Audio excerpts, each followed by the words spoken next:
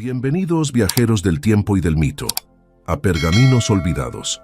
Soy Tomás y hoy te acompañaré en una historia que permanece viva en la memoria de los siglos. Si alguna vez te has preguntado cómo un solo hombre, sin un imperio detrás, pudo cambiar el curso de Grecia con su mente, y no con su ambición, esta historia es para ti. En un mundo dominado por la guerra, donde la fuerza solía ser la medida de todas las cosas, surgió un líder distinto, un estratega que creyó que la inteligencia, la justicia y la disciplina podían superar la tiranía de la espada. Hoy conocerás la vida de Epaminondas de Tebas, el hombre que desafió a Esparta, que reinventó la guerra y que elevó la gloria de su ciudad hasta las alturas del mito. Prepárate para descubrir una historia de valor sereno, sabiduría, práctica y liderazgo moral, donde cada batalla fue una lección y cada victoria, un acto de equilibrio entre poder y virtud. Acomódate, respira profundo y deja que el eco de la antigua Tebas te guíe por los senderos del tiempo. Si te apasionan las historias que despiertan la mente y el alma, suscríbete al canal y acompáñame en este viaje por la historia completa de un genio olvidado por los siglos. Capítulo 1. La ciudad de Tebas. En el corazón de Beocia, rodeada de fértiles llanuras y montañas protectoras, se alzaba Tebas, una de las ciudades más antiguas y enigmáticas de toda Grecia. Sus calles eran un cruce de tradiciones, mitos y poder político, donde convivían las memorias de héroes como Cadmo y las cicatrices dejadas por guerras fratricidas. No era una polis tan admirada por su arte como Atenas ni tan temida como Esparta, pero su historia resonaba con una fuerza silenciosa. Allí, en medio de un pueblo orgulloso y disciplinado, nacería un hombre destinado a desafiar el orden establecido del mundo helénico y a escribir con su mente una nueva forma de entender la guerra y la justicia. Durante el siglo IV a.C., la Hélade se encontraba dividida. Las ciudades-estado competían por la supremacía, y Tebas, aunque poderosa, se veía frecuentemente sometida a los intereses de sus vecinos. Esparta dominaba el panorama político con su ejército invencible y su disciplina férrea, mientras Atenas buscaba mantener su prestigio cultural y marítimo. En ese contexto de alianzas frágiles y rivalidades permanentes, Tebas oscilaba entre la sumisión y la resistencia, buscando su propio destino. Su ubicación central la convertía en un punto estratégico, codiciado por todos y obligado a luchar por su independencia una y otra vez. Las calles tebanas eran un reflejo de esa tensión constante. Por un lado, sus templos dedicados a Dionisio y Apolo mostraban el fervor religioso de sus habitantes, pero por otro, las murallas reforzadas y los campos de entrenamiento revelaban una sociedad preparada para la guerra. El pueblo tebano era laborioso, austero y profundamente orgulloso. Su carácter, forjado por siglos de luchas internas y amenazas externas, valoraba más la resistencia que la ostentación. Era una ciudad que sobrevivía por su disciplina y su silencio, y no por el brillo de sus monumentos. En ese ambiente nació Epaminondas, en una familia noble pero sin riquezas excesivas. Su linaje era respetado, pero su casa no destacaba por el poder económico ni por la influencia política. Desde pequeño, creció observando las desigualdades entre los poderosos y el pueblo, entre los guerreros y los campesinos, entre los ideales griegos de libertad y la realidad de las ciudades sometidas por la fuerza. Aquella infancia, marcada por la observación más que por el lujo, moldeó un carácter introspectivo, sereno y profundamente racional. Tebas también era una ciudad de contrastes intelectuales. Aunque menos conocida por su filosofía que Atenas, allí se respiraba un aire de disciplina y reflexión heredado de antiguas tradiciones pitagóricas. Los jóvenes nobles eran instruidos no solo en el arte de la guerra, sino también en la música, la matemática y la retórica, pues se creía que un verdadero ciudadano debía dominar tanto el cuerpo como la mente. Epaminondas creció bajo esa enseñanza integral, convencido de que la sabiduría y la templanza eran virtudes más poderosas que la fuerza bruta. La política tebana era compleja y en ocasiones volátil.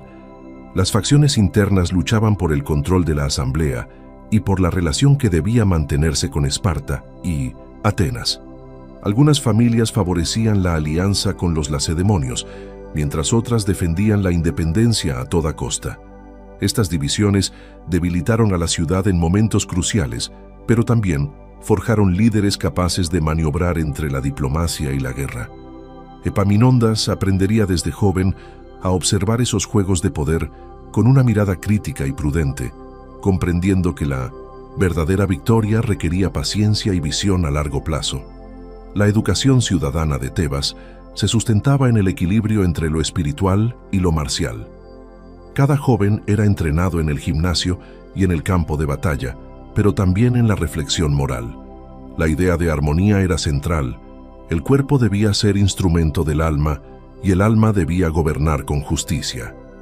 Este principio, profundamente pitagórico, influiría más tarde en las decisiones estratégicas y éticas del futuro general, quien jamás separó la virtud personal del deber político. Los tebanos, pese a su aparente discreción, habían participado en numerosos conflictos. Desde las guerras médicas hasta los enfrentamientos con Esparta, su historia estaba marcada por la lucha constante. Sin embargo, su prestigio militar nunca había alcanzado la grandeza de otras polis. Tebas era respetada, pero no temida, conocida, pero no admirada. Todo cambiaría cuando un grupo de ciudadanos, guiados por el ideal de libertad y liderados por mentes excepcionales, decidiera desafiar al poder hegemónico que los oprimía. La vida cotidiana en la ciudad combinaba la sencillez del trabajo agrícola con la solemnidad de los rituales religiosos. El campo beocio alimentaba no solo a Tebas, sino también a sus ciudades aliadas, y la fertilidad de sus tierras era fuente de orgullo. Los campesinos, los artesanos y los soldados compartían un sentido de comunidad que pocas ciudades griegas lograban mantener. Esa unión social, tejida por siglos de adversidad, sería la base de la fuerza moral que permitiría a Tebas levantarse en su momento más oscuro. Culturalmente, Tebas era también cuna de mitos.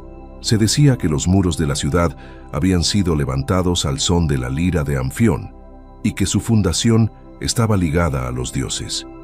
Estas leyendas, más allá de su valor simbólico, alimentaban un sentimiento profundo de destino entre los tebanos. No se veían a sí mismos como simples griegos, sino como herederos de una misión antigua, guardianes de una tierra consagrada. Ese espíritu místico convivía con una visión práctica y disciplinada de la vida, generando un equilibrio entre devoción y razón. El sistema político tebano, aunque democrático en apariencia, estaba influenciado por la aristocracia local. Las decisiones más importantes solían pasar por los estrategos y por las familias de renombre, lo que generaba tensiones con los sectores populares. Epaminondas creció observando esas disputas y más tarde buscaría una forma de gobierno más justa y equilibrada, donde el mérito superara el privilegio. Su visión de la política, centrada en la justicia y la armonía social, difería radicalmente de la brutalidad autoritaria de Esparta. En la juventud de muchos tebanos, el entrenamiento militar era obligatorio. Sin embargo, para algunos, la guerra no era solo una obligación, sino un arte que exigía disciplina mental.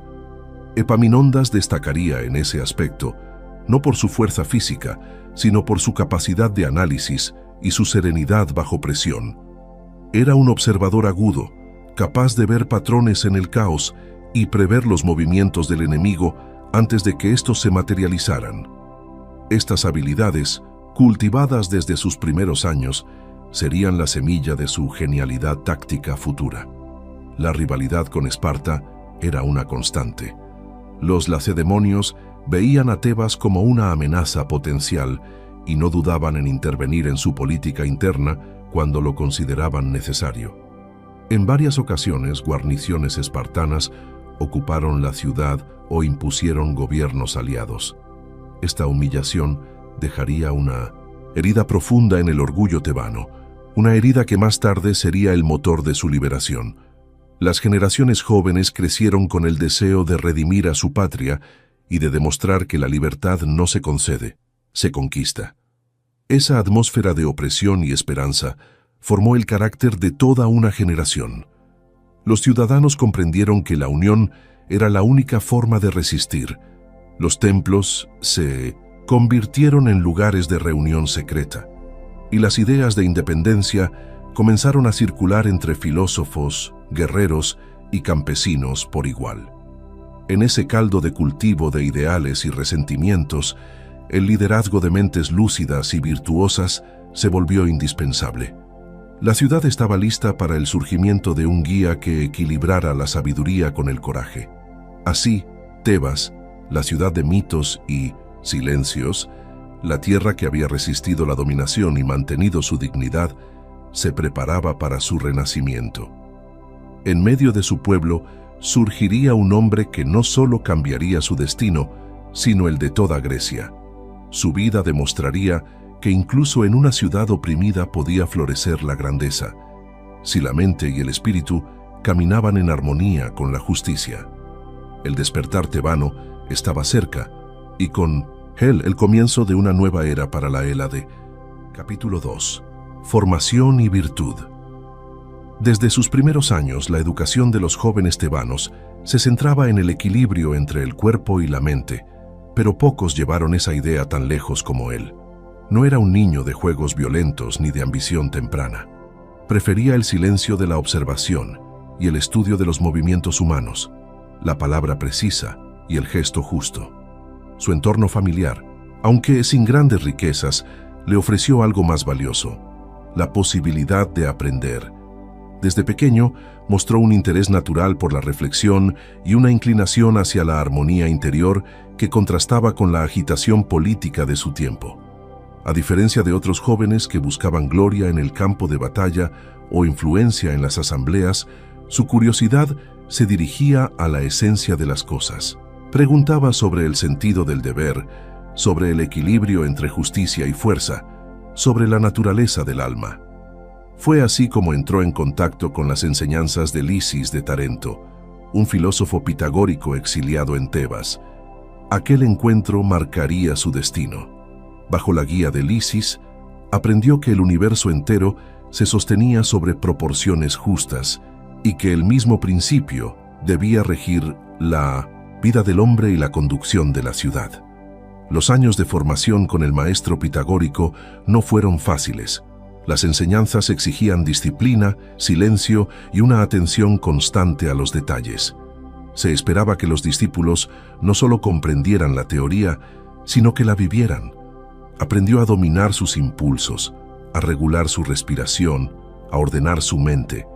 Se le enseñó que la virtud no consistía en el triunfo visible, sino en la rectitud invisible que sostiene las acciones justas. Esa formación lo transformó por completo, alejándolo de la arrogancia y de la violencia que dominaban el espíritu de la época. El estudio de la música ocupaba un lugar central en su educación. Los pitagóricos creían que los sonidos podían reflejar el orden cósmico y que quien comprendiera la armonía musical comprendería la armonía del alma. Dicen que pasaba largas horas con la lira buscando la nota precisa, no para exhibirse, sino para encontrar en ella el ritmo del pensamiento. De esa práctica nació su serenidad, su manera pausada de hablar y su calma en medio del caos. Era un hombre que respiraba equilibrio, incluso en los momentos más críticos. La filosofía, sin embargo, no lo alejó del deber militar. En Tebas, todo ciudadano debía estar preparado para la defensa de la polis. Combinó su entrenamiento físico con la reflexión filosófica, convencido de que el soldado sin virtud era un peligro para su pueblo y que la virtud sin fuerza era impotente ante la tiranía. Este ideal de unidad entre mente y cuerpo guiaría toda su vida. Años después, aplicaría los mismos principios en el campo de batalla, donde cada movimiento debía tener su proporción, cada maniobra su ritmo, cada orden su armonía. Su carácter era reservado, pero no distante. Quienes lo conocieron decían que escuchaba más de lo que hablaba, y que cuando lo hacía, sus palabras tenían el peso de la reflexión. Evitaba la adulación y despreciaba los honores superficiales. Esa austeridad no provenía de frialdad, sino de una convicción profunda, que el verdadero liderazgo no se impone, sino que se gana a través del ejemplo. En una Grecia saturada de ambiciones y egos, su humildad resultaba desconcertante. Los ideales pitagóricos también lo llevaron a practicar una vida frugal. Su dieta era simple, su vestimenta modesta y sus costumbres regulares. Creía que el dominio de uno mismo comenzaba por el cuerpo y que la mente solo podía ser clara cuando los deseos eran controlados. Nunca se le conocieron excesos, ni en la comida, ni en el vino, ni en el placer. Sus compañeros lo consideraban un hombre de una pureza inquebrantable, casi inaccesible a las pasiones comunes. Esa rectitud, que algunos veían como debilidad, se revelaría más tarde como su mayor fuerza. El pensamiento pitagórico le enseñó además que el orden debía extenderse más allá del individuo, hacia la ciudad y la política. De ahí surgió su convicción de que un gobierno justo debía reflejar la armonía del universo. No aceptaba que el poder residiera solo en la fuerza o en la riqueza. Debía fundarse en la sabiduría. Este ideal lo llevó a estudiar los sistemas políticos de otras polis, a analizar las causas de su decadencia y a entender cómo la corrupción moral destruía los cimientos de las naciones. A medida que maduraba, su entorno comenzaba a notar en él una autoridad silenciosa. No era un orador brillante ni un guerrero imponente, pero su sola presencia transmitía serenidad. Los jóvenes lo respetaban por su equilibrio, los mayores por su juicio prudente. En los debates públicos no levantaba la voz, pero cuando hablaba, lograba calmar los ánimos y restaurar la razón. Aquella capacidad de conducir sin imponerse sería clave en los años venideros, cuando Tebas necesitara mentes claras más que espadas rápidas. Su relación con Lisis trascendió el ámbito académico. Entre maestro y discípulo nació un vínculo de profunda admiración mutua. El filósofo veía en él un heredero moral de las antiguas tradiciones helénicas, alguien capaz de unir la sabiduría del pensamiento con la acción política. Con el tiempo, Lisis falleció en Tebas, dejando una huella indeleble en su alumno, quien prometió vivir conforme a los principios aprendidos: moderación, justicia y fidelidad a la verdad, incluso cuando ésta resultara incómoda. En aquellos años también aprendió a desconfiar del exceso de confianza en la fuerza. Admiraba el valor espartano, pero detestaba su rigidez. Respetaba el ingenio ateniense, pero desconfiaba de su inconstancia. Buscaba un camino intermedio, una Grecia guiada por la virtud más que por la ambición. Ese pensamiento lo acompañaría toda su vida y lo colocaría en conflicto con los modelos políticos dominantes de su tiempo. Su visión no era la de un conquistador, sino la de un reformador, que deseaba restaurar la dignidad del espíritu helénico. No era amigo de la guerra, pero la consideraba inevitable. Por eso, la estudiaba con el mismo rigor que aplicaba a la música o la matemática. Analizaba las formaciones, los ritmos del combate, la psicología de los ejércitos. Veía la guerra como un lenguaje, donde el silencio podía ser tan poderoso como el ataque. Esa manera racional de comprender el conflicto lo transformó en un estratega sin igual, capaz de prever el curso de una batalla como si fuera una composición musical. En su juventud rechazó cargos públicos que le ofrecían sus conciudadanos, argumentando que aún no estaba preparado. Prefería seguir aprendiendo, observando y meditando. Este rechazo a la gloria temprana lo distinguía de los políticos de su tiempo, que ansiaban poder a cualquier costo. Creía que gobernar sin conocimiento era una forma de tiranía, y que solo el sabio debía guiar al pueblo. Estas ideas lo harían impopular entre los ambiciosos, pero muy respetado entre los virtuosos. El sentido del deber fue su brújula constante. Nunca buscó recompensas personales. Veía el servicio a la ciudad como una extensión natural del equilibrio interior. En su mente, la justicia era una forma de belleza y el liderazgo una forma de servicio. Cuando comenzó a participar en las decisiones públicas, lo hizo con un espíritu reformador intentando conciliar las facciones enfrentadas sin recurrir a la violencia ni a la demagogia. Su pensamiento era sereno pero firme, su voluntad inquebrantable.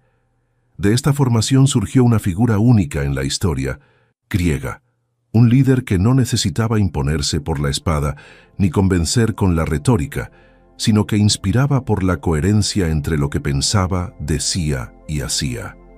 La virtud, para él, no era una teoría, sino una práctica diaria, y aunque aún no lo sabía, aquella combinación de sabiduría y disciplina le permitiría cambiar para siempre el destino de Tebas y desafiar al poder más temido del mundo, helénico. Capítulo 3. Grecia en conflicto. Durante el siglo IV a.C., Grecia era un mosaico de polis en constante fricción. Cada ciudad-estado defendía su independencia con ferocidad, pero esa misma fragmentación la hacía vulnerable a los conflictos internos. Atenas aún conservaba el prestigio cultural y político heredado de la época de Péricles, aunque su poder naval había disminuido tras la guerra de la Peloponeso. Esparta, por su parte, se erguía como la fuerza militar dominante, imponiendo su voluntad sobre las demás ciudades mediante guarniciones y alianzas forzadas. En medio de esta lucha por la supremacía, Tebas se encontraba en una posición incierta, buscando su identidad entre la sumisión y la resistencia. La derrota de Atenas frente a Esparta en 404 a.C. había dejado un vacío de poder. Los espartanos se presentaban como los defensores de la libertad helénica, pero en realidad ejercían un dominio opresivo. Impusieron gobiernos oligárquicos en diversas ciudades, los llamados 10 magistrados o decarcos, apoyados por guarniciones militares.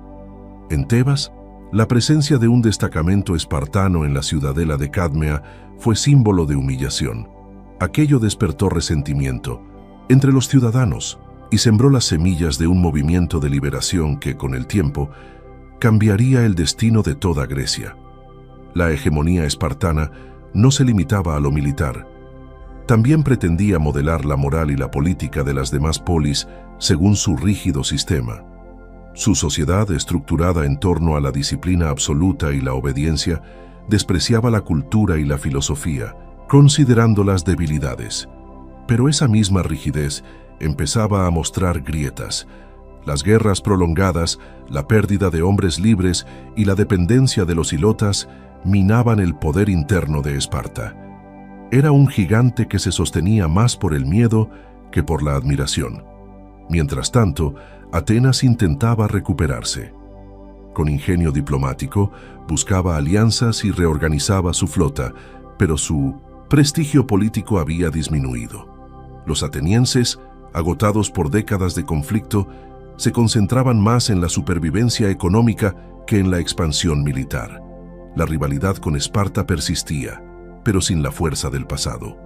En este panorama de tensiones constantes, Tebas debía actuar con cautela, equilibrando su deseo de independencia con la realidad de su debilidad frente a los lacedemonios. La juventud tebana creció bajo el peso de esa ocupación. Muchos de sus ciudadanos veían en la sumisión un mal necesario, pero otros la consideraban una afrenta imperdonable. Los más jóvenes, formados en la idea del honor y la libertad, comenzaron a reunirse en secreto, discutiendo estrategias y esperando el momento de actuar. Entre ellos se encontraban hombres que pronto se convertirían en leyenda, dispuestos a desafiar al ejército más temido de Grecia. Durante este periodo, las guerras se sucedían sin pausa. Los espartanos intervenían donde percibían amenazas a su dominio, ya fuera en Asia Menor, en las islas o en el corazón de Grecia. Su general Lisandro había impuesto una red de gobiernos aliados que le aseguraban control estratégico sobre todo el Egeo. Sin embargo, el equilibrio comenzaba a cambiar. Persia, que durante décadas había sido el enemigo común, volvió a jugar un papel decisivo, apoyando alternativamente a unas polis contra otras, manipulando su destino mediante oro y diplomacia. Tebas, situada en el centro geográfico del territorio helénico, era un punto clave en estas disputas. Su control significaba dominar las rutas que unían el norte y el sur de Grecia. Por eso, tanto Esparta como Atenas la codiciaban, pero el espíritu tebano, endurecido por siglos de resistencia, no aceptaba fácilmente el sometimiento. A pesar de los intentos de los espartanos por mantener su influencia mediante amenazas y sobornos, los tebanos comenzaron a reconstruir su fuerza militar y a preparar, en silencio, el momento de su liberación. En medio de ese clima de tensión, Epaminondas participó en sus primeras experiencias militares. Aún joven, formó parte de las tropas que defendieron Beocia en pequeñas escaramuzas contra ejércitos vecinos. Aunque no ocupaba cargos de mando, ya demostraba una visión distinta. Observaba los movimientos de las tropas con precisión matemática, analizaba los errores de los comandantes y comprendía que la victoria dependía más de la estrategia que del número de soldados. Su calma y su capacidad de previsión no pasaron desapercibidas para sus compañeros. El conflicto entre las polis griegas no era solo político, sino también ideológico. Cada ciudad representaba un modelo de vida distinto. Esparta el orden y la disciplina, Atenas la libertad y la cultura. Tebas, en cambio, buscaba una síntesis entre ambos, una armonía que equilibrara fuerza y razón. Esa búsqueda de equilibrio marcaría el carácter de toda la generación tebana y explicaría la singularidad de su renacimiento político y militar. El dominio espartano alcanzó su punto máximo tras la llamada Paz del Rey, en 387 a.C., un tratado mediado por Persia que garantizaba la autonomía de las polis griegas, pero que en realidad consagraba la hegemonía espartana. Tebas fue obligada a disolver la Liga Beocia, su principal fuente de poder regional. Para muchos tebanos, aquello fue el golpe más humillante. Perder la unión con las ciudades hermanas significaba despojarse de su identidad y quedar aislados ante el enemigo. Fue entonces cuando la idea de resistencia se transformó en determinación. En los años siguientes, Tebas experimentó una dura represión. Los simpatizantes de Esparta ocuparon los principales cargos y cualquier intento de disidencia era sofocado con violencia. Los ciudadanos más virtuosos y patriotas fueron perseguidos o exiliados. Entre ellos se encontraba Pelópidas, quien más tarde jugaría un papel crucial en la historia tebana.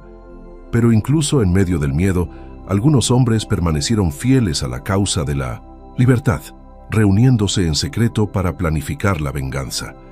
La experiencia de la opresión moldeó una generación de líderes sobrios, prudentes y calculadores.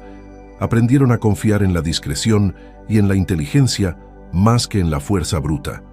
Aquellos años de oscuridad fueron una escuela de paciencia. El pueblo tebano, acostumbrado al sufrimiento, desarrolló una fortaleza interior que le permitiría resistir hasta el momento oportuno. Ninguna ocupación puede durar eternamente cuando la memoria de la libertad sigue viva en los corazones de los hombres. La situación general de Grecia se tornaba insostenible. Cada alianza traía nuevas traiciones, cada guerra nuevas ruinas. Los campesinos abandonaban los campos, las ciudades se empobrecían y la población se agotaba. La idea de una Grecia unida parecía una utopía imposible. Sin embargo, de ese caos nacería un orden nuevo. La historia demuestra que la grandeza muchas veces surge en los momentos de mayor crisis, cuando la necesidad obliga a reinventar el destino. Tebas comenzaba a prepararse para ese renacimiento. En los gimnasios y en los templos, entre los exiliados y los ciudadanos que permanecían en la ciudad, se tejía una red de hombres comprometidos con la causa común.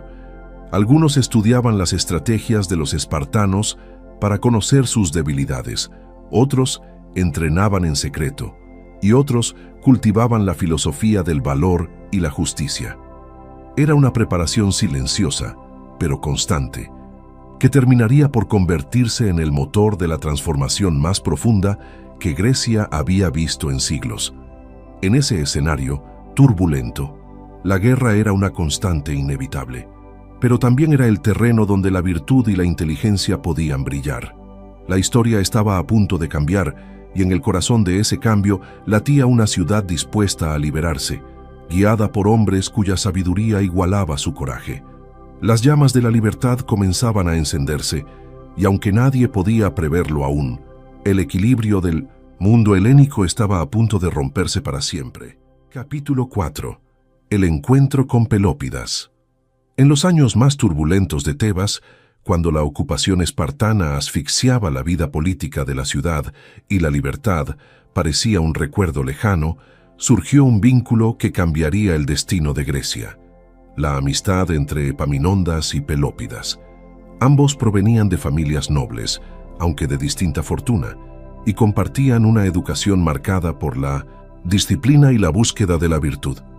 Lo que los unió no fue la ambición ni el poder, sino una afinidad de espíritu, el amor por la justicia, la lealtad a su patria y el desprecio por la tiranía. Desde el primer encuentro, comprendieron que juntos podrían lograr lo que Tebas por sí sola no se atrevía a soñar. Pelópidas era enérgico, valiente y apasionado. Tenía el alma de un guerrero, impetuoso, en el campo de batalla y decidido en sus convicciones. Su carácter complementaba perfectamente el temple sereno y racional de su amigo, quien prefería la reflexión antes que la acción precipitada. Entre ambos se estableció un equilibrio natural. Uno representaba la fuerza del impulso, el otro la sabiduría del cálculo. Aquella dualidad se transformaría en la base del renacimiento tebano, una alianza que fundiría coraje y razón en una sola voluntad. Ambos coincidieron en un hecho que selló su destino común. Durante una batalla en Mantinea, donde Tebas combatía como aliada de Esparta, Pelópidas resultó gravemente herido. Rodeado por enemigos, habría perecido si no fuera por la intervención de su amigo, que arriesgó su vida para rescatarlo. Luchó con una serenidad casi sobrehumana, sosteniendo el escudo sobre el cuerpo caído de su compañero hasta que las tropas tebanas lograron retirarse. Este acto de valentía no solo salvó la vida de Pelópidas, sino que cimentó una amistad basada en el sacrificio y la gratitud. Aquel episodio se convirtió en símbolo de una virtud rara en la Grecia de su tiempo: la lealtad sin interés. Pelópidas, desde entonces, consideró que debía su vida a su amigo y juró retribuir esa deuda dedicando su fuerza a la causa común. Los tebanos, testigos de aquel gesto, comenzaron a ver en ellos algo más que soldados. Los veían como ejemplos de integridad moral, como hombres que encarnaban el ideal de la antigua heroicidad griega. Durante los años de ocupación, cuando Esparta mantenía su guarnición en la ciudadela de Cadmea, los dos amigos tomaron caminos distintos, pero complementarios. Pelópidas fue uno de los muchos exiliados que se refugiaron en Atenas, desde donde organizó la resistencia. Mientras tanto, su compañero permaneció en Tebas, cultivando una red de aliados discretos y manteniendo viva la esperanza entre los ciudadanos oprimidos. Su serenidad y prudencia eran esenciales para evitar delaciones, mientras que la audacia de Pelópidas operaba desde fuera. El contacto entre ambos se mantuvo a través de mensajeros y emisarios secretos. En esas cartas planeaban la recuperación de la libertad con una paciencia casi espiritual. Sabían que cualquier movimiento precipitado sería fatal. El enemigo controlaba las murallas, los templos y hasta la asamblea, pero no podía dominar el pensamiento ni el corazón de los hombres, decididos. En esa conspiración silenciosa se forjó la alianza que más tarde se transformaría en uno de los episodios más audaces de la historia griega. La situación interna de Tebas era tensa. Los oligarcas aliados de Esparta disfrutaban de privilegios, mientras el pueblo soportaba la humillación de la presencia extranjera. La represión era constante, se prohibían las reuniones públicas, se vigilaban los templos y los ciudadanos eran interrogados por los soldados lacedemonios. Sin embargo, bajo esa aparente calma, la indignación crecía. El recuerdo de la independencia perdida era más poderoso que el miedo, y en cada esquina, en cada hogar, se gestaba el deseo de rebelión. Pelópidas, desde Atenas, reunió a un pequeño grupo de exiliados tebanos dispuestos a todo. Sabía que una revuelta abierta sería imposible sin apoyo interno, por lo que decidió recurrir al sigilo.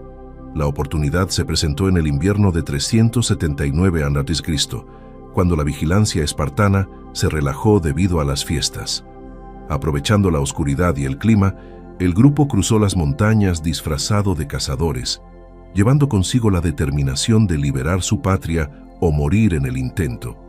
Mientras tanto, dentro de la ciudad, su compañero preparaba el terreno.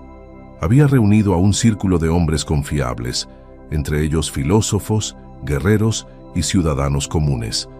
Cada uno tenía una tarea específica: esconder armas, vigilar las rutas, contactar a posibles aliados. La coordinación debía ser perfecta, pues un solo error significaría la muerte de todos.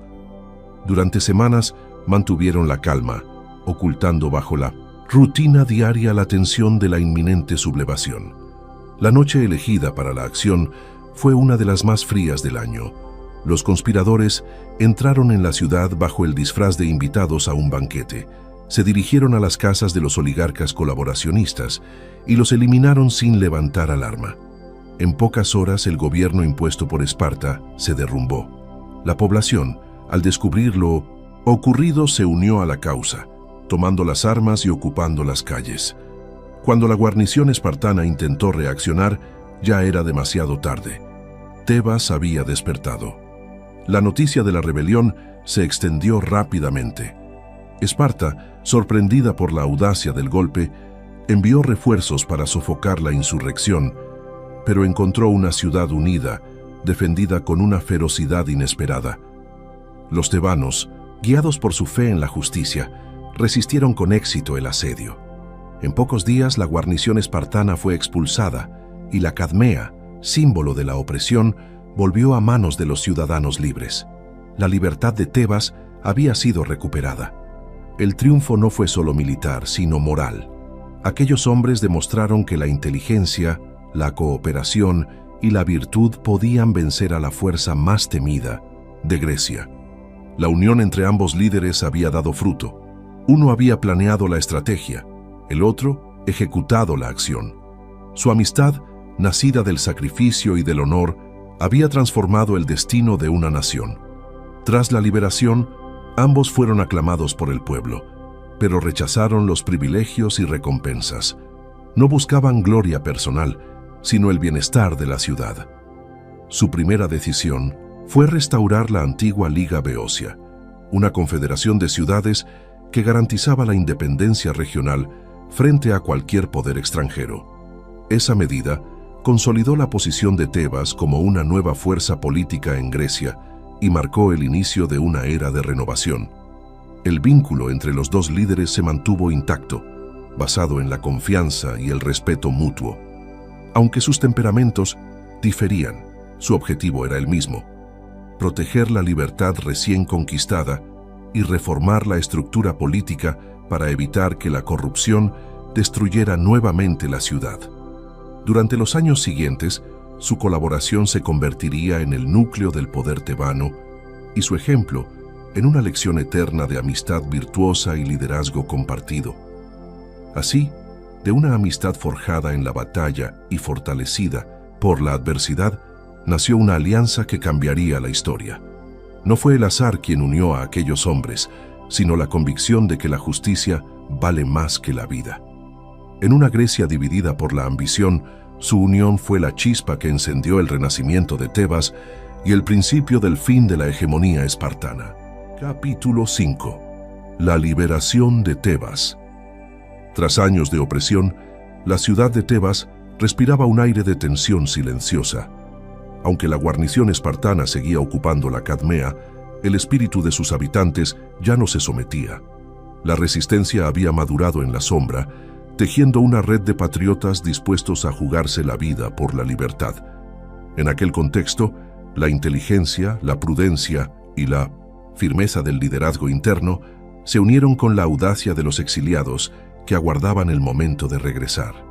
Fue una conspiración perfecta en su equilibrio, cada paso calculado, cada silencio medido. En esa coordinación impecable residía la esperanza de toda una polis humillada. Durante el invierno del año 379 a.C., la oportunidad se presentó. Los ocupantes, Confiados en la aparente sumisión, Tebana relajaron la vigilancia. Era el momento que los conspiradores habían esperado durante años. Pelópidas, al frente del grupo de exiliados refugiados en Atenas, decidió actuar. Cruzaron el monte Citerón en plena noche, disfrazados de cazadores y aprovechando una tormenta que oscurecía el camino.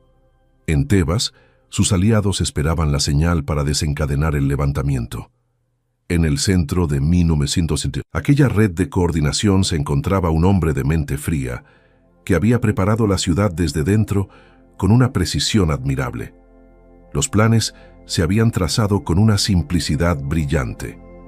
Mientras los exiliados atacarían directamente a los magistrados aliados de Esparta, los ciudadanos, dentro de la ciudad, movilizarían al pueblo y asegurarían los puntos estratégicos. El objetivo no era solo expulsar a los enemigos, sino recuperar el alma de Tebas, despertar en los ciudadanos el recuerdo de su antigua grandeza. Todo dependía de que la acción se desarrollara en silencio hasta el último momento. Un solo error, una palabra dicha de más, habría sido suficiente para condenarlos a todos. Cuando los exiliados llegaron a Tebas, fueron recibidos por los patriotas locales en una casa modesta. Allí, en medio de la penumbra, se abrazaron sin palabras. No había tiempo para discursos ni promesas. Sabían que cada uno debía cumplir su parte sin vacilar.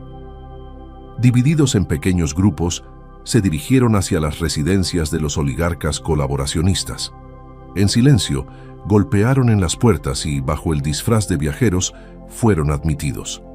Lo que siguió fue rápido y decisivo.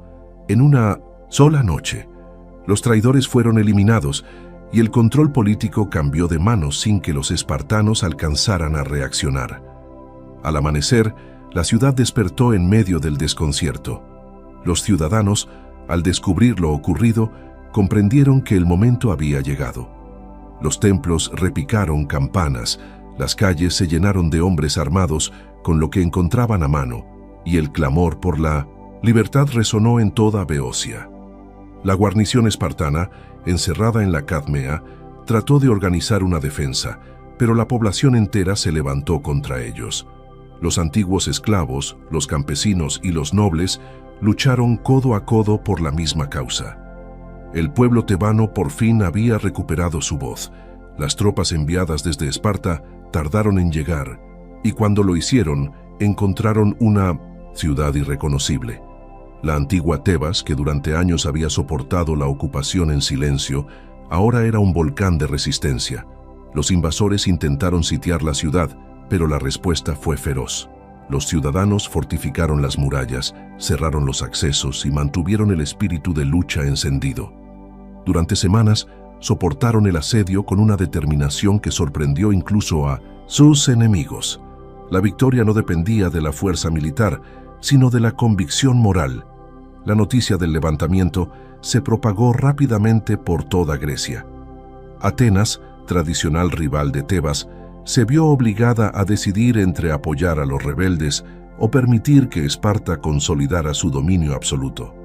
Finalmente, la asamblea ateniense, movida por el temor a la expansión lacedemonia, envió refuerzos. Aquella inesperada alianza selló un cambio profundo en el equilibrio de poder en la Hélade. Por primera vez, Esparta enfrentaba la posibilidad real de perder su hegemonía. Dentro de Tebas, la euforia se mezclaba con la responsabilidad.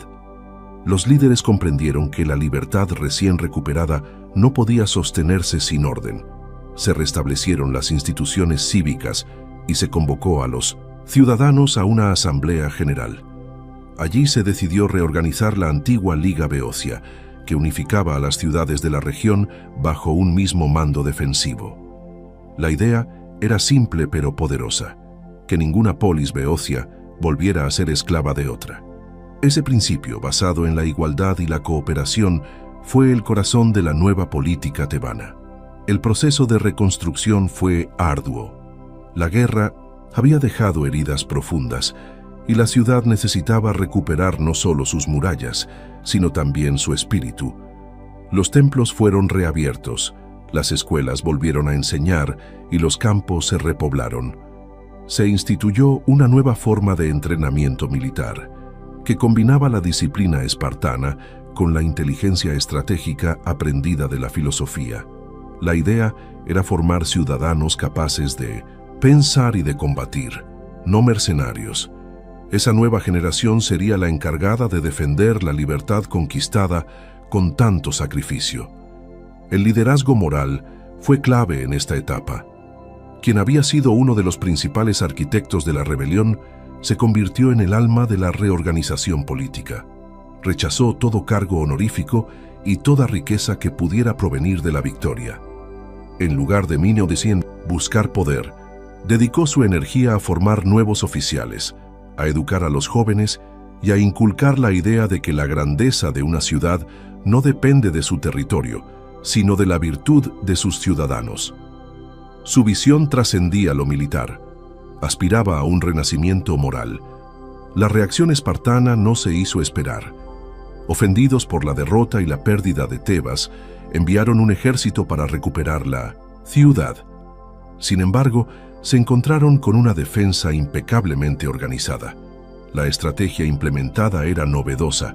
En lugar de concentrar las fuerzas en un solo punto, los tebanos distribuyeron las unidades en posiciones flexibles que se adaptaban a los movimientos del enemigo. Esa forma de pensar la guerra, más racional que instintiva, empezaba a mostrar el genio táctico que más tarde asombraría a toda Grecia. Durante la defensa, la coordinación con Pelópidas resultó esencial. Ambos líderes, aunque distintos en temperamento, mantenían una relación de respeto absoluto. Mientras uno planificaba cada movimiento con precisión casi matemática, el otro ejecutaba las operaciones con una valentía que inspiraba a las tropas. Esa combinación convirtió a Tebas en una fortaleza moral y militar.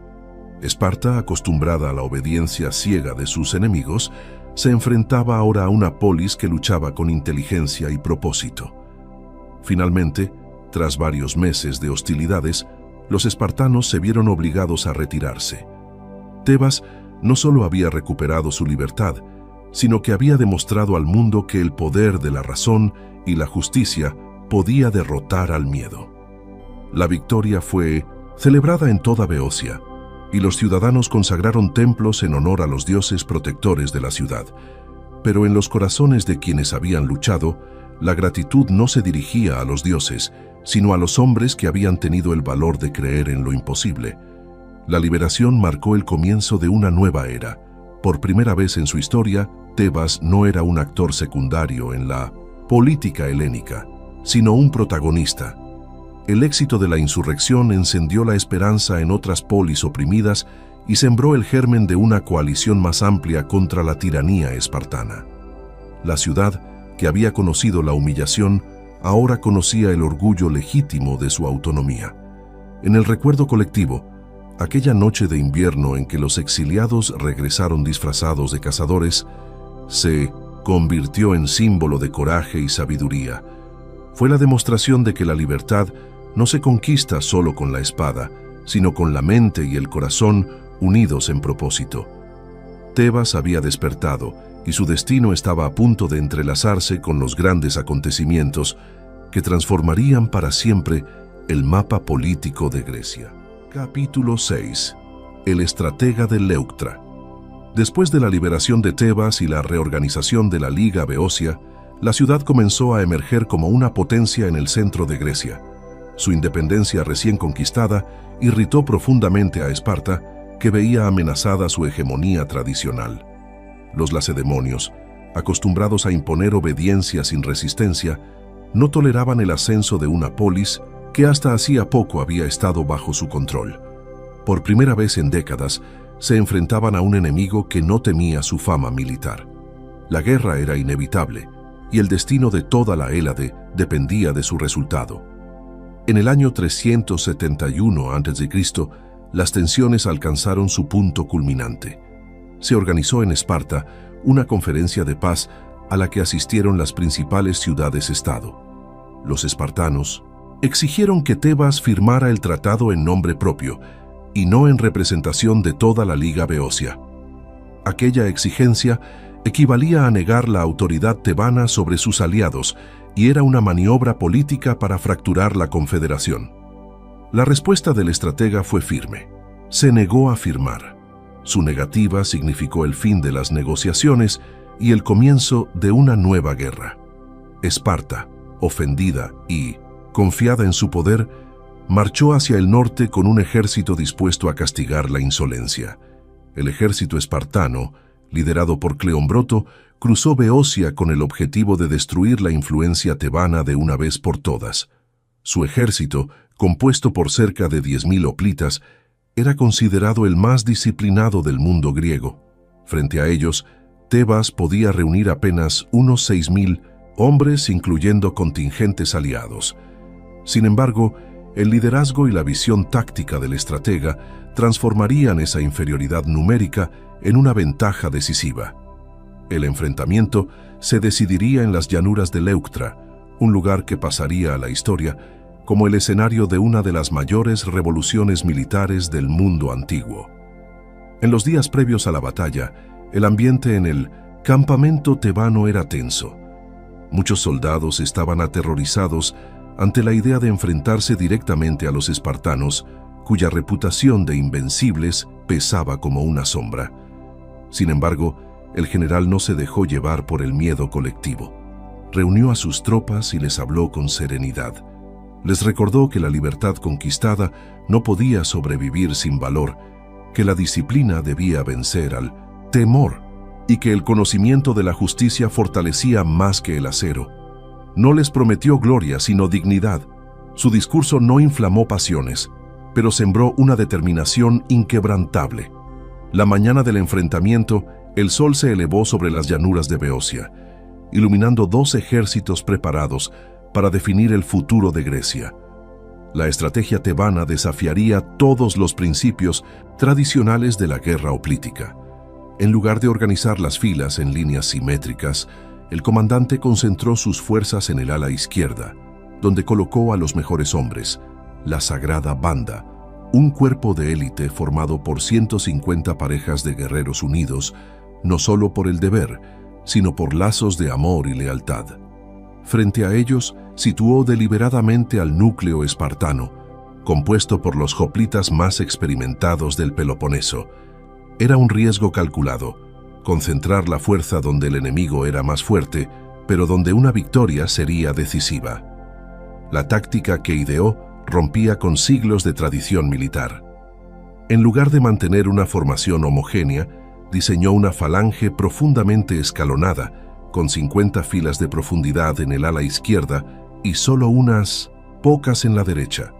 El objetivo era golpear con fuerza abrumadora en un punto específico, romper la línea enemiga y desorganizar todo el ejército contrario. Mientras tanto, el ala derecha se mantendría en posición defensiva, retrasando su avance para evitar el envolvimiento. Esta innovación, la formación oblicua, sería estudiada y replicada siglos después por estrategas como Filipo II y su hijo Alejandro Magno. Cuando comenzó la batalla, los tebanos avanzaron lentamente al ritmo de las flautas, manteniendo una disciplina perfecta. Los espartanos, confiados, intentaron un avance frontal para aplastar al enemigo. Pero la masa compacta del ala izquierda tebana golpeó con una fuerza inesperada. La profundidad de la formación permitió que los hombres del frente fueran reemplazados rápidamente, manteniendo el impulso constante. En cuestión de minutos, la línea espartana comenzó a ceder. Por primera vez, el orden lacedemonio se quebraba. Cleombroto cayó en combate, alcanzado por una lanza durante el choque inicial. Su muerte desmoralizó a las tropas espartanas, que comenzaron a retroceder. El resto del ejército, viendo la derrota de su centro, se desorganizó.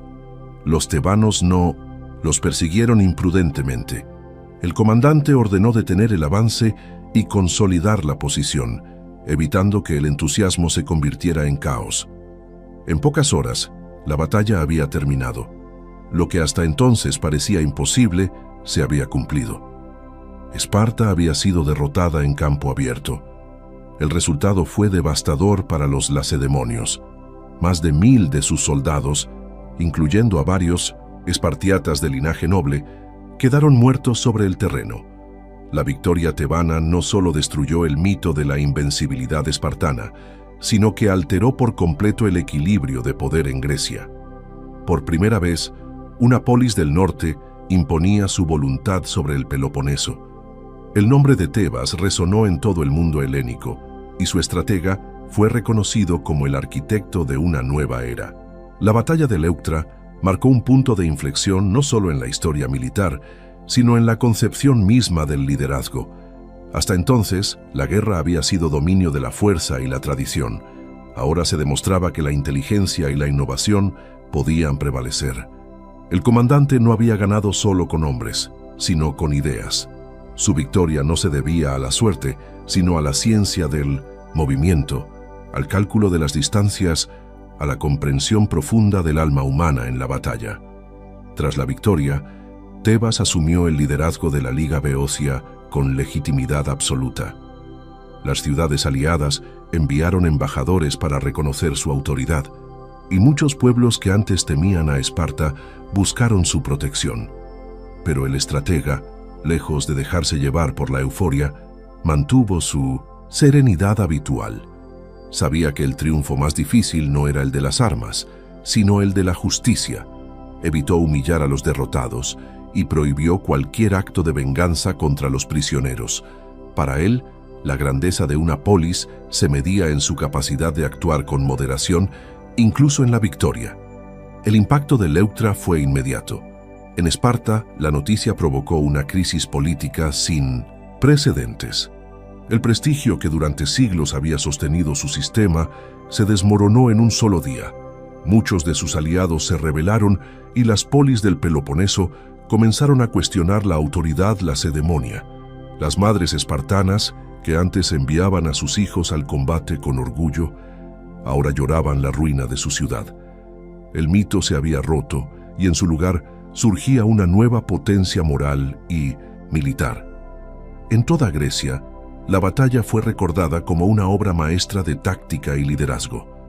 Los filósofos la analizaron como ejemplo del poder de la razón aplicada a la acción, mientras que los poetas la cantaron como la victoria del espíritu sobre la fuerza bruta. Pero para el estratega no fue una gloria personal. Cuando sus compatriotas quisieron coronarlo con laureles, los rechazó diciendo que la verdadera recompensa era ver a Tebas libre. Su modestia, tan profunda como su genio, lo distinguía de todos los caudillos de su tiempo. Después de Leuctra, el equilibrio político de Grecia cambió para siempre. Tebas se convirtió en la nueva potencia dominante, y Esparta nunca recuperó su antiguo esplendor. La innovación táctica del estratega fue adoptada por futuros comandantes, convirtiéndose en el modelo de la guerra helénica.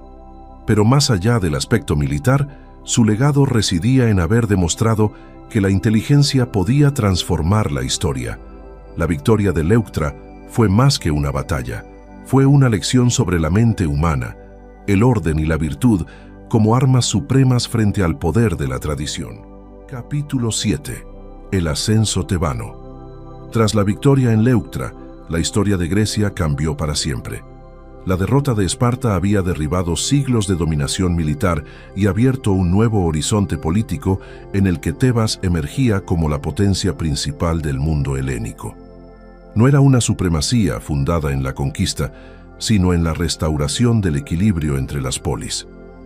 La ciudad que antes había sufrido humillaciones se convirtió en el centro de la atención de todo el continente, admirada por su disciplina, su justicia y su renovado espíritu. Pero aquella nueva posición traía consigo un desafío aún mayor: conservar la libertad sin caer en la tentación del poder absoluto. La reorganización de la Liga Beocia fue el primer paso para consolidar la autoridad recién ganada. Bajo la nueva estructura, las ciudades beocias conservaban autonomía local, pero compartían un ejército común y una política exterior unificada. Se estableció un consejo federal, donde cada ciudad tenía representación proporcional, y se implementaron leyes destinadas a garantizar la equidad y evitar la corrupción. El objetivo no era crear un imperio, sino una comunidad de pueblos libres que pudieran resistir juntos las ambiciones de cualquier potencia extranjera. El ejército fue transformado por completo. Se introdujeron métodos de entrenamiento que combinaban la disciplina física con la formación intelectual, inspirados en los principios pitagóricos. La instrucción no buscaba solo crear soldados, sino ciudadanos conscientes de su deber moral. El modelo de la Sagrada Banda, aquella unidad, formada por parejas unidas por lazos de lealtad y afecto, fue adoptado como símbolo de la nueva ética militar, el valor fundado en la amistad y la devoción mutua, no en la obediencia ciega. Este ideal de fraternidad dio a Tebas una fuerza moral que ninguna otra polis poseía. En el ámbito político, el liderazgo del estratega fue prudente y visionario. No impuso su autoridad, sino que buscó el consenso entre las distintas facciones. Su estilo de gobierno se basaba en el ejemplo personal más que en la imposición. Se negaba a ocupar cargos perpetuos y rechazaba recompensas materiales, lo que aumentaba su prestigio ante los ciudadanos. Su autoridad no provenía de un título, sino de la confianza que inspiraba. En una Grecia acostumbrada a los líderes ambiciosos, su humildad resultaba desconcertante, pero también profundamente efectiva. A nivel internacional, la victoria tebana generó una reacción en cadena. Las ciudades del Peloponeso comenzaron a rebelarse contra la hegemonía espartana, y muchas de ellas buscaron el apoyo beocio. En Arcadia se formó una nueva liga federal bajo la protección tebana. En Mesenia, los antiguos esclavos ilotas recuperaron su libertad y fundaron una nueva ciudad, Mesene, con la ayuda de los estrategas tebanos. Fue un acto sin precedentes en la historia griega. Por primera vez, un pueblo liberado se mantenía autónomo gracias a la intervención de otra polis. Aquello debilitó de forma irreversible el poder de Esparta. La diplomacia tebana fue igualmente innovadora. En lugar de utilizar la fuerza para imponer su voluntad, el liderazgo de Minosintos, Tebas se basó en tratados y mediaciones. Su objetivo era construir una Grecia equilibrada, donde ninguna ciudad pudiera dominar completamente a las demás. Sin embargo, esta política generó tensiones con Atenas, que veía con recelo el crecimiento del poder beocio. La antigua rivalidad entre ambas potencias, interrumpida por la derrota común de Esparta, comenzó lentamente a resurgir. El estratega comprendió que el poder sin moderación era tan peligroso como la opresión extranjera. Por eso impulsó una serie de reformas internas destinadas a evitar el lujo excesivo, la corrupción y el desequilibrio social. Limitó la concentración de riquezas y promovió la educación cívica como base de la estabilidad política. Para él, la grandeza de una ciudad no debía medirse por su ejército ni por sus monumentos, sino por la virtud de sus ciudadanos. Ese principio moral impregnó toda la vida pública tebana. Bajo su influencia, la cultura de Beocia experimentó un renacimiento. Se fomentaron las artes, la poesía y la filosofía, que hasta entonces habían sido patrimonio de Atenas. Los templos se restauraron, se celebraron festivales en honor de Apolo y Dionisio, y se promovió una visión espiritual de la política, donde el equilibrio interior del individuo debía reflejarse en el orden colectivo. El ideal pitagórico de armonía, aprendido en su juventud, se transformó en una verdadera doctrina de Estado. El prestigio de Tebas se extendió más allá de Grecia. Las embajadas de Tracia, Tesalia y hasta de Persia reconocieron la importancia de la nueva potencia.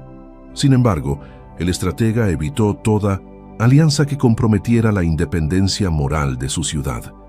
Rechazó regalos y promesas extranjeras, afirmando que la libertad no se negocia. Su conducta contrastaba con la de otros líderes helénicos, que aceptaban oro persa a cambio de favores políticos. Este comportamiento íntegro fortaleció la imagen de Tebas como una polis guiada por la justicia y la razón. No obstante, el ascenso tebano también despertó enemistades. Atenas, inquieta por la expansión beocia, comenzó a buscar alianzas con los antiguos rivales de Tebas. Incluso en el interior de la propia liga surgieron tensiones. Algunas ciudades menores temían perder su autonomía frente al poder creciente de la capital. El estratega dedicó años a mantener el equilibrio, recordando constantemente que la unión debía basarse en la confianza y no en la imposición. Pero la fragilidad de las alianzas griegas era un hecho inevitable.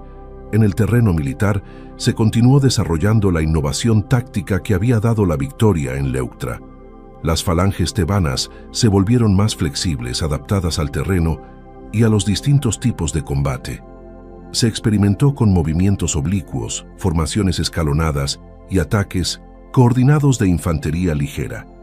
Estas reformas convirtieron al ejército beocio en el más eficiente de su tiempo, capaz de adaptarse a cualquier enemigo. Los jóvenes oficiales acudían desde toda Grecia para aprender la nueva ciencia de la guerra. El liderazgo espiritual del estratega se reflejaba también en su vida cotidiana. Vivía con austeridad, vestía de forma sencilla y rechazaba los banquetes lujosos. Se le podía ver caminando entre los ciudadanos, escuchando sus inquietudes sin escoltas ni ceremonias. Muchos atenienses que visitaban Tebas se sorprendían al comprobar que el hombre más poderoso de Grecia no tenía palacio ni guardia personal. Su autoridad provenía de la coherencia entre su pensamiento y su conducta. En los años siguientes, Tebas alcanzó el punto más alto de su poder. Dominaba la Grecia central, influía en el Peloponeso y era respetada en el norte. Las otras polis la observaban con una mezcla de admiración y temor. Pero su líder sabía que ningún dominio es eterno. Veía con preocupación cómo la ambición y la rivalidad comenzaban a resurgir entre los aliados. Sabía que mantener la virtud en tiempos de prosperidad era más difícil que conservarla en tiempos de opresión. Pese a las tensiones, el legado del ascenso tebano fue innegable. La ciudad, que había sido símbolo de resistencia, se convirtió en modelo de equilibrio entre poder y justicia. Su breve hegemonía demostró que el liderazgo basado en la moral y la inteligencia podía transformar el destino de naciones enteras. En un mundo dividido por la ambición, Tebas representó, aunque fuera por un instante, la posibilidad de una Grecia unida por la virtud y la razón. Así culminó la etapa más luminosa de la historia beocia. La victoria en Leuctra había sido la semilla, pero el ascenso posterior fue el fruto de una filosofía de vida que combinaba disciplina, sabiduría y humanidad. Grecia contemplaba asombrada el esplendor de una ciudad que, guiada por el equilibrio interior de sus líderes, había conseguido elevarse por encima de las demás sin caer en la tiranía del poder. Capítulo 8. Las campañas en el Peloponeso. Después de la victoria de Leuctra y del florecimiento político de Tebas, el equilibrio de Grecia aún pendía de un hilo. Aunque Esparta había sido derrotada, su influencia seguía viva entre las polis del Peloponeso, que temían tanto su retorno como la nueva hegemonía tebana. Era necesario asegurar la estabilidad de la región mediante una acción decisiva, no solo militar, sino también moral y política. En este contexto, el estratega emprendió una serie de campañas en el sur de Grecia con el propósito de destruir las raíces del dominio espartano y establecer un nuevo orden basado en la libertad de los pueblos. La primera gran expedición comenzó en el año 370 a.C., cuando el ejército beocio cruzó el istmo de Corinto y penetró en territorio peloponesio. Era la primera vez en siglos que un ejército hostil llegaba tan cerca de Laconia. La sola presencia de las tropas beocias causó alarma en toda la región. Las ciudades aliadas de Esparta comenzaron a dudar de su lealtad, y muchos pueblos antes sometidos se levantaron, viendo en los tebanos no conquistadores, sino libertadores. El propósito de la campaña no era destruir, sino transformar. Se trataba de derribar las estructuras que mantenían la tiranía lacedemonia y sustituirlas por alianzas voluntarias. El momento más audaz de aquella ofensiva fue la entrada en Laconia. Nunca antes un ejército extranjero había atravesado sus fronteras. Las tierras espartanas, defendidas durante siglos por su reputación de invencibilidad, se vieron invadidas por miles de hombres que avanzaban ordenadamente bajo un mando sereno. Los campesinos espartanos llamados hilotas, aprovecharon la confusión para rebelarse. La aristocracia lacedemonia, incapaz de reunir sus fuerzas, se refugió tras los muros de su ciudad. Una imagen inédita en la historia griega, los guerreros más temidos del mundo atrincherados, viendo cómo sus enemigos marchaban impunes por su territorio. Durante la campaña, el estratega mostró una combinación magistral de prudencia y audacia. Evitó el saqueo y el exceso, ordenando a sus soldados respetar templos y cultivos. Sabía que una victoria moral valía más que 100 victorias sangrientas. Su conducta sorprendió incluso a los enemigos, que esperaban un invasor cruel y encontraron un líder que hablaba de justicia y libertad. Este comportamiento transformó la percepción de Tebas en todo el Peloponeso. Ya no era vista como una potencia rival, sino como una esperanza frente a la opresión. Una de las acciones más trascendentales de la expedición fue la fundación de la ciudad de Mesene. Allí, en el corazón de la antigua Mesenia, tierra que había sido esclavizada por Esparta durante más de 2 siglos, los beocios ayudaron a reconstruir una polis libre. Miles de antiguos hilotas, descendientes de generaciones de oprimidos, recuperaron su condición de hombres libres y comenzaron una nueva vida bajo leyes justas. El acto fue simbólicamente devastador para Esparta. Su poder económico, basado en la explotación de los mesenios, se desmoronaba para siempre. La reconstrucción de Mesene fue una obra no solo política, sino también arquitectónica. Se trazaron murallas imponentes, templos y plazas según un plan ordenado, y se dedicó la ciudad a los dioses protectores de la libertad. Los cronistas de la época relataron que, al ver la ciudad terminada, el estratega declaró que ningún acto suyo lo había llenado de tanto orgullo. No por el logro militar, sino porque había restituido la dignidad a un pueblo que durante siglos había vivido encadenado. Paralelamente, en Arcadia, Tebas fomentó la creación de una nueva liga federal. Las ciudades de la región, cansadas de la tutela espartana, aceptaron unirse bajo un sistema democrático común. Como capital se eligió Megalópolis, fundada con apoyo beocio para simbolizar la unidad del Peloponeso central. Estas reformas federales transformaron el mapa político griego, reemplazando la dominación por la cooperación. Aunque no todos los pueblos adoptaron con facilidad este modelo, la influencia del pensamiento del estratega se hizo evidente. Creía que la estabilidad solo podía surgir del equilibrio, no del sometimiento. Sin embargo, la campaña no estuvo exenta de desafíos. Muchos aliados desconfiaban de las verdaderas intenciones tebanas. Atenas, observando con inquietud el crecimiento de la influencia beocia, comenzó a fortalecer su flota y a buscar nuevas alianzas en el norte. Incluso algunos dentro de la Liga Beocia temían que la expansión en el sur agotara los recursos de la Confederación. El estratega, consciente de esos riesgos, combinó la fuerza con la diplomacia, estableciendo acuerdos que aseguraran la lealtad sin recurrir al miedo. Su liderazgo se caracterizaba por el equilibrio entre poder y moderación. Durante los meses siguientes, las tropas beocias continuaron avanzando por el Peloponeso, derrotando pequeñas guarniciones espartanas y liberando ciudades sometidas. Cada victoria consolidaba la reputación del ejército tebano como el más disciplinado y eficaz de Grecia. Pero lo más notable era la moral de las tropas. No combatían por botín ni por gloria personal, sino por un ideal político y ético. La guerra se había convertido, bajo la influencia de su comandante, en un instrumento de justicia. En esta etapa, el estratega demostró también su talento logístico. Organizó el aprovisionamiento del ejército con precisión, evitando el agotamiento de las poblaciones locales. Implementó rutas seguras de comunicación y mantuvo la cohesión del mando pese a las largas distancias. Su sentido de la organización era tan riguroso que, según los cronistas, ningún ejército griego había mostrado tal eficiencia. La guerra, para él, era una ciencia exacta, pero también una escuela moral donde cada soldado debía aprender disciplina y virtud. El regreso a Tebas, tras varios meses de campaña, fue recibido con júbilo. La ciudad celebró la noticia de la liberación de Mesenia como una victoria no solo militar, sino civilizadora.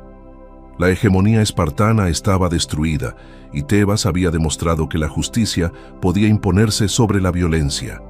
Sin embargo, el estratega no se dejó llevar por la euforia. Sabía que la política griega era volátil y que las mismas alianzas que hoy sostenían su poder podían desmoronarse mañana. Su prudencia contrastaba con el entusiasmo de los ciudadanos. La influencia tebana alcanzó entonces su apogeo. Desde el norte de Beocia hasta el extremo sur del Peloponeso, casi toda Grecia reconocía su autoridad o seguía su ejemplo. Pero esa supremacía no estaba destinada a durar. Los equilibrios entre polis eran frágiles, y Atenas, resentida por el declive de su poder, comenzó a tejer una coalición de ciudades que buscaban frenar la expansión beocia. El estratega comprendía que el ideal de una Grecia libre y equilibrada era más difícil de mantener que de conquistar. Las campañas en el Peloponeso no solo destruyeron el poder de Esparta, sino que inauguraron una nueva era de pensamiento político. Por primera vez, la idea de una federación de ciudades libres se convirtió en una realidad concreta. Aunque los conflictos posteriores acabarían por disolver ese sueño, el ejemplo beocio demostró que la cooperación podía sustituir a la dominación. La guerra, dirigida por la razón y la ética, había sembrado los cimientos de una nueva Grecia. Años más tarde, los historiadores recordarían estas campañas como el punto culminante del genio estratégico y moral del líder tebano. Ningún general antes había conquistado tanto y destruido tan poco. Ningún político había extendido tanto poder y ejercido tan poca violencia. Su paso por el Peloponeso no dejó ruinas, sino ciudades libres. Su espada había abierto caminos donde antes solo había cadenas, y su legado sería estudiado como ejemplo de cómo la sabiduría puede transformar la guerra en instrumento de justicia. Las llanuras de Laconia, los muros de Mesene y los valles de Arcadia conservaron por generaciones el recuerdo de aquellas marchas. En cada piedra levantada por los pueblos liberados se reflejaba la idea de que la fuerza y la virtud podían coexistir. Así, el Peloponeso, antaño símbolo de opresión, se convirtió en el escenario donde una mente excepcional mostró al mundo que el verdadero poder no se ejerce sobre los hombres, sino para ellos. Capítulo 9. El último triunfo. Tras las campañas en el Peloponeso, el equilibrio de Grecia se encontraba en un estado de constante tensión. La hegemonía tebana, aunque basada en principios de justicia y equilibrio, comenzó a despertar recelos entre las polis que alguna vez habían sido sus aliadas. Atenas, recuperando su poder naval, formó nuevas coaliciones y buscó contrapesar la influencia beocia. Esparta, aunque debilitada, seguía respirando bajo las ruinas de su antiguo orgullo, esperando una oportunidad para vengarse. En medio de este escenario frágil, el estratega comprendió que la estabilidad de Grecia dependía una vez más de su intervención, y aceptó emprender una última campaña que sellaría no solo su destino, sino también el de toda una era. El conflicto estalló en el año 362 a.C., cuando las tensiones entre las polis del Peloponeso se convirtieron en guerra abierta. Arcadios, espartanos, atenienses y beocios se encontraron divididos en un laberinto de alianzas cambiantes, donde los intereses particulares pesaban más que cualquier ideal común. La visión de una Grecia unida y libre parecía desvanecerse ante la ambición y la desconfianza. Fue entonces cuando Tebas, bajo el mando de su líder más respetado, decidió intervenir para restablecer el equilibrio y evitar que el caos consumiera lo que tanto esfuerzo había costado construir. La marcha hacia el sur fue lenta y medida. Las tropas beocias, endurecidas por años de campañas, mantenían su disciplina impecable, aunque muchos sabían que su general no gozaba ya de la misma fortaleza física de antaño. Las heridas acumuladas y el peso de los años comenzaban a manifestarse, pero su mente seguía tan clara como siempre. En su mirada había una mezcla de serenidad y melancolía, como si comprendiera que el destino lo conducía hacia su última gran prueba. No buscaba gloria ni expansión, solo el restablecimiento del orden y la paz. El escenario del enfrentamiento sería la llanura de Mantinea, en el corazón del Peloponeso. Allí convergieron los ejércitos más poderosos de Grecia, cada uno representando una visión distinta del futuro. Esparta luchaba por recuperar su dominio, Atenas por proteger su comercio y los arcadios por mantener su independencia. En medio de todos ellos, Tebas se erigía como mediadora armada, dispuesta a imponer la armonía por la fuerza si era necesario. La magnitud del conflicto hacía de aquella batalla una de las más decisivas de la historia helénica. Los preparativos fueron meticulosos. Consciente de que el número de enemigos superaba al suyo, el comandante volvió a emplear su mente innovadora. Repitió la táctica que había utilizado en Leuctra, concentrando la fuerza principal en un solo flanco para romper el centro enemigo. Pero esta vez, la complejidad era mayor. Las coaliciones enfrentadas eran inestables, y el terreno irregular de Mantinea ofrecía ventajas y riesgos por igual. A pesar de ello, el estratega no dudó. Su confianza no provenía de la suerte, sino del cálculo exacto y del dominio del arte de la guerra como expresión de la razón. La batalla comenzó bajo un cielo gris, cubierto por nubes que presagiaban tragedia. Las falanges avanzaron lentamente, chocando con un estruendo que hizo temblar la tierra. El ala izquierda tebana, dirigida por el propio comandante, penetró con fuerza en el corazón del ejército enemigo, desarticulando sus líneas. Los movimientos eran precisos, casi matemáticos.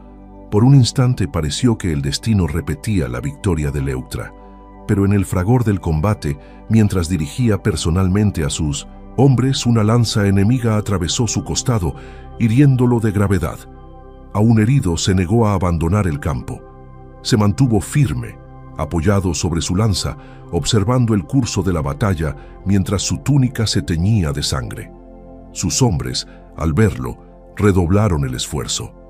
El empuje tebano rompió finalmente las filas enemigas y el ejército contrario comenzó a retirarse en desorden. La victoria estaba asegurada, pero a un precio irreparable. Cuando la lucha cesó, los oficiales lo rodearon, sabiendo que su final estaba cerca. Tendido en el suelo, pidió que trajeran su escudo y su lanza. Quiso asegurarse de que el estandarte de Tebas siguiera en pie. Preguntó si los enemigos habían sido derrotados. Cuando le confirmaron que la victoria era suya, esbozó una sonrisa serena. «Entonces todo está bien», dijo antes de ordenar que retiraran la lanza de su pecho. En ese instante su vida se extinguió. Murió como había vivido, con calma, con dignidad y con la conciencia de haber cumplido su deber. La noticia de su muerte se extendió rápidamente por todo el campo. Los soldados que lo habían seguido durante años lloraron sin vergüenza. No solo perdían a su líder, sino a su guía moral. Los enemigos, al conocer su destino, también quedaron sobrecogidos. Incluso los generales espartanos que lo habían odiado reconocieron su grandeza. En aquel momento, Grecia entera comprendió que había desaparecido algo más que un hombre. Se extinguía el símbolo de una generación que había intentado reemplazar la ambición por la sabiduría. En Tebas, el luto fue profundo. Las campanas de los cintos en el templo sonaron durante días, y los ciudadanos erigieron un monumento en su honor, sencillo pero imponente. En su tumba se grabaron las palabras que resumían toda su existencia. Aquí descansa quien nunca fue vencido, ni por los hombres ni por la fortuna. No quiso que se levantaran estatuas adornadas ni templos en su nombre. Su deseo era que su memoria permaneciera en los actos justos y en las mentes de los hombres libres. Tras su muerte, la hegemonía tebana comenzó a desmoronarse. Sin su liderazgo, las polis volvieron a sus antiguas rivalidades. Atenas y Esparta retomaron el juego de alianzas y traiciones, y la unidad que él había intentado forjar se disolvió como un sueño. Pero incluso en la decadencia su legado perduró. Las reformas políticas, el modelo militar y la filosofía de equilibrio que había instaurado siguieron influyendo en las generaciones posteriores, como un eco de razón en medio del ruido de la ambición. La batalla de Mantinea fue su último triunfo, pero también el símbolo de un final. Grecia había perdido a su último gran estadista clásico antes de la era de Filipo y Alejandro. Su muerte marcó el cierre de un ciclo en el que la virtud aún podía guiar la política y la guerra. Después de él, las conquistas sustituirían a los ideales y los imperios reemplazarían a las polis. La historia, sin embargo, conservaría su nombre como ejemplo de cómo un solo hombre podía equilibrar la violencia del mundo con la serenidad de su espíritu. Los historiadores antiguos, desde Plutarco hasta Diodoro, coincidieron en considerarlo el más perfecto de los griegos. No por sus victorias, sino por su carácter. Fue filósofo en el pensamiento y soldado en la acción, capaz de unir lo que los demás separaban. Su vida demostró que la sabiduría no era incompatible con el coraje, ni la bondad con la fuerza. En él, la guerra se convirtió en arte, y el poder en instrumento de justicia. En las generaciones siguientes, su ejemplo inspiró a reyes, generales y pensadores. Filipo de Macedonia, que en su juventud observó sus métodos, adoptó muchas de sus tácticas para crear el ejército macedonio. Su visión de una Grecia unida por la razón, aunque nunca realizada plenamente, se convirtió en el ideal al que aspiraron los hombres más sabios de la antigüedad.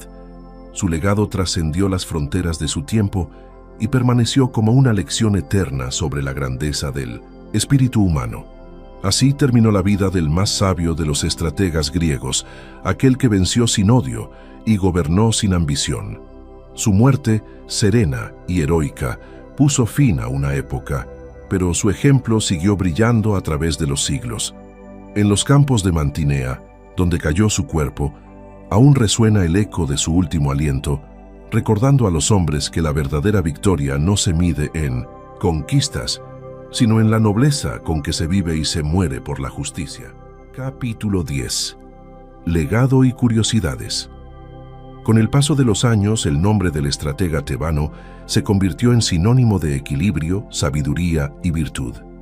Su vida trascendió los límites de la historia militar para convertirse en una lección moral. Fue recordado no solo por haber derrotado al ejército más temido de Grecia, sino por haber demostrado que la grandeza verdadera no reside en la conquista, sino en la justicia. Su ejemplo inspiró a generaciones de filósofos y líderes que vieron en su existencia una síntesis perfecta entre pensamiento y acción, entre filosofía y política, entre el alma y la espada. En la historia de Grecia, pocos hombres alcanzaron una reputación comparable. Platón lo consideró un modelo de gobernante filósofo, un ideal de virtud en la vida pública.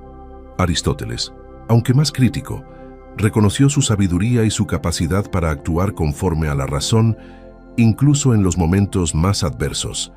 Los historiadores posteriores, como Plutarco y Diodoro, lo retrataron como el más justo de los griegos, alguien que había comprendido el sentido profundo del poder, servir a la comunidad sin esclavizarla. Su legado militar transformó para siempre la ciencia de la guerra. Fue el primero en romper con las formaciones simétricas tradicionales y en introducir tácticas basadas en el cálculo geométrico y la observación psicológica del enemigo. La formación oblicua empleada en Leuctra fue estudiada durante siglos y adoptada más tarde por Filipo II de Macedonia, quien la perfeccionó y la transmitió a su hijo Alejandro Magno. Así, la mente que había derrotado a Esparta también sentó las bases del ejército que conquistaría Asia. Pero más allá de la estrategia, su contribución fue moral. Enseñó que la guerra debía ser un medio y no un fin, un instrumento para restaurar la justicia y no una herramienta de ambición. En un mundo donde las ciudades se destruían entre sí por poder o venganza, él introdujo un principio nuevo: el equilibrio como ley suprema. Para él, la verdadera victoria consistía en restablecer la armonía que el egoísmo de los hombres había roto. Esa idea, nacida de su formación filosófica, convirtió sus campañas en una extensión práctica de la ética pitagórica. En la política, su pensamiento dejó una huella igual de profunda. defendió la igualdad de las ciudades griegas y rechazó la idea de hegemonía permanente. Creía en una federación libre, donde cada polis conservara su independencia dentro de una estructura común de cooperación. Fue uno de los primeros en hablar de la necesidad de una Grecia unida, no bajo la fuerza, sino bajo la razón. Aunque su sueño no se realizó, anticipó conceptos que siglos más tarde influirían en las formas tempranas del federalismo político. Su austeridad personal se convirtió en leyenda. Vivió sin lujos, comió con moderación y rechazó riquezas incluso en el apogeo de su poder.